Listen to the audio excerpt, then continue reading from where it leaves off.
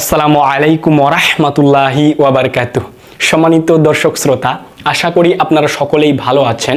তো আপনারা সকলেই আমার থাম্বনেইলটা দেখে বুঝতে পারছেন যে আজকে আমি কি বিষয় নিয়ে আলোচনা করব, আজকে আমার আলোচনার বিষয়টা কি। তো দেখেন, আমি ইউটিউবে বা ফেসবুকে উভয় জায়গায় দেখতেছি একটা বিষয় নিয়ে প্রচুর মানুষজন কমেন্ট করতেছে। তো সেটা হচ্ছে এই যে আমাদের চাকরির যে বয়স সীমা। তো আমাদের চাকরির বয়স সীমা ছিল হচ্ছে 30 বছর, ওইখান থেকে বৃদ্ধি করে করা হলো 32 বছর।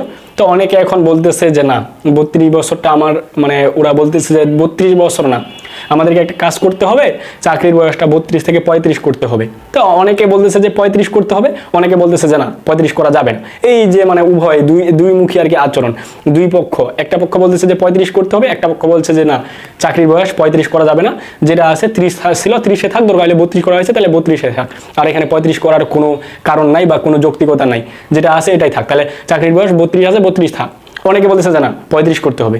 এই যে এটা নিয়ে যে এত বাড়াবাড়ি, তর্ক তর্কি বা তর্কাতর্কি যেটা আর কি বলে কিনা, এই যে এত তর্ক বিতর্ক এটা নিয়ে যে হচ্ছে, ভাবলাম যে এই বিষয়টা নিয়ে আমি একটা ভিডিও করি বা এটা নিয়ে একটা আমার ভিডিও করা উচিত। তো দেখেন, আমি প্রথমেই যদি আপনাদেরকে কিছু কথা বলতে চাই। দেখেন ভাই, আমি ধরলাম আপনি 70 বছর পৃথিবীতে বাঁচবেন। তো 70 বছর তো এখন আর মানুষ বাঁচতেছে না। আমার মনে হয় 50-60 বছর বয়সে অনেকে ইন্তেকাল করতেছে বা মৃত্যু হয়ে যাচ্ছে। 70 বছর এটা হচ্ছে মনে হয় একটা রেয়ার ঘটনা বা বিরল ঘটনা হয়ে গেছে যে 70 বছর পর্যন্ত এখন মানুষ একটা হায়াত পায়। এটা একটা বিরল ঘটনার মতো আর কি। তো আমি ধরলাম যে আপনি 70 বছর পর্যন্ত বাঁচলেন। তো এই 70 বছরের জিন্দিগিতে এই 70 বছর হায়াত যে আপনি পাইলেন, এই 70 বছর হায়াতের মধ্যে আপনি যদি 35 বছর বয়স পর্যন্ত চাকরির পিছনে ঘুরেন, চাকরির পিছনেই দৌড়াদৌড়ি করেন, তার মানে কি আপনি 2 ভাগের 1 ভাগ সময় আপনি আপনার চাকরির পিছনে, আপনার ক্যারিয়ার নিয়েই এটার পিছনেই আপনি ছুটলেন। তাহলে আপনার আর 1 ভাগ সময় থাকলো। এই 1 ভাগ সময় দিয়ে আপনি কি করতে চাচ্ছেন? আপনার বিয়ে আছে, আপনার সংসার আছে, আপনার ছেলে মেয়ে মানুষ করতে হবে। আপনি যদি এখন 35 বছর বয়স পর্যন্ত চাকরির পিছনেই ঘুরেন, তাহলে আপনাকে বিয়ে করতে হবে, প্রায় বিয়ে করতে করতে 40 বছর বয়স চলে যাবে। তো 40 বছর বয়সে যদি আপনি বিয়ে করেন, তো 40 বছর বয়সে তো এখন মানুষকে বলা হয় বুড়া। 40-50 বছর বয়স হইলে একটা মানুষ বুড়া হয়ে যায়। তো আপনি তো বৃদ্ধ হয়ে গেলেন। এই বৃদ্ধ বয়সে বিয়ে করে আপনার ছেলে মেয়েকে আপনি মানুষ করবেন কখন? আপনি আপনার ইবাদত করবেন কখন? আপনার আখিরাতকে নিয়ে ভাববেন কখন? তো আসেন, এটা সত্য কথা, তেতো হলেও সত্য। এটা আমাদের একটু সেন্সটা দিয়ে খাটাইলে এটা আসলে একটা ভাবার বিষয় যে আমরা কি করতেছি। এটা একটু যদি সেন্সটা আমরা যদি কাজে লাগাই, তাহলে আমার মনে হয় আমরা যদি নিজেদেরকে নিজেই প্রশ্ন করি, তাহলে মনে হয় আমরা উত্তরটা পেয়ে যাব। আর আরেকটা কথা আমি বলতে চাই, সর্বশেষ আরেকটা কথা বলতে চাই। আপনারা যে আন্দোলন করতেছেন যে 35 বছর চাকরির বয়স করতে হবে, আপনারা যে এত আন্দোলন করতেছেন, আমি আপনাদেরকে যদি বলি যে ভাই, আপনারা যে আন্দোলন করতেছেন, আপনি আন্দোলন করতেছেন ঠিকই, চাকরির বয়স 35 করতে হবে, কিন্তু আপনি একটু খোঁজ খবর নিয়ে দেখেন, আপনার যেই ফ্রেন্ডটা হচ্ছে মেধাবী, যেই ফ্রেন্ডটার আপনার স্কুল পর্যায়ে বা কলেজ পর্যায়ে যেই ফ্রেন্ডটার একরোল ছিল, আপনি একটু খবর নিয়ে দেখেন, আপনি আন্দোলনে এসছেন, কিন্তু ওই যে আপনার 1 নাম্বার যে রোলের ফ্রেন্ডটা, আপনার যেই ফ্রেন্ডটা সবচেয়ে ভালো স্টুডেন্ট, ও কিন্তু আপনার সাথে অ্যাটেন্ড করে নাই। তার কারণটা কি?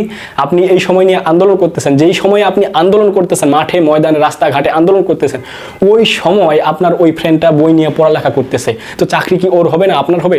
আমি আপনাদেরকে বলি ভাই, চাকরি যে আপনার ক্যারিয়ার এমনটা কিছু নয়। চাকরি ছাড়াও আপনি অনেক কিছু দিয়ে ক্যারিয়ারটা গড়তে পারেন। আমরা শুধু আমরা পাগল হয়ে গেছি যে চাকরি হইলে, সরকারি একটা চাকরি হইলে মনে হয় আমার ক্যারিয়ারটা সেটেল। না না না, এটা কখনোই নয়। তো আমি যেই কথাগুলো বলতেছিলাম, আপনি যেই সময় আন্দোলন করতেছেন, ওই সময় আপনার ওই মেধাবী ফ্রেন্ডটা ও পড়ালেখা করতেছে, ও একটা টপিক বেশি পড়ালেখা করতেছে, ওইটা টপিক নিয়ে বেশি আগায় যাচ্ছে, ওই বিসিএস এর পড়াটা ও আগায় যাচ্ছে।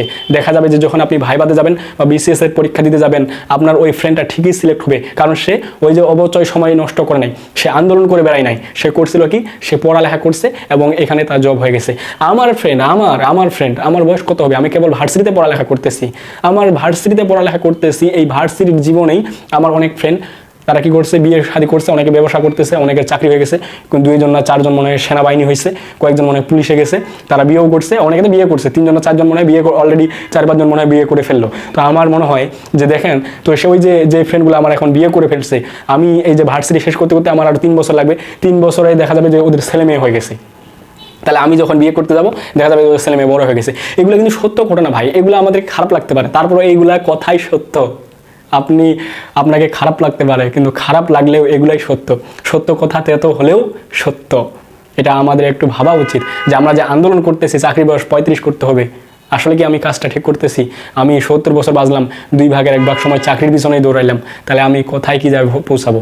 তো সকলে ভালো থাকেন, সুস্থ থাকেন। আর আমি একটা রিকোয়েস্ট করবো, আপনারা যারা আমার চ্যানেলে নতুন, আপনারা আমার চ্যানেলটা সাবস্ক্রাইব করে দেন, পাশে থাকা বেল আইকনটা বাজিয়ে দেন। আপনারা যারা ফেসবুকে দেখতেছেন, আমার ফেসবুকটা ফলো করে দেন। সকলে ভালো থাকেন, সুস্থ থাকেন, বিদায় নিচ্ছি। দেখা হবে পরবর্তী কোনো ভিডিওতে। আল্লাহ হাফিজ।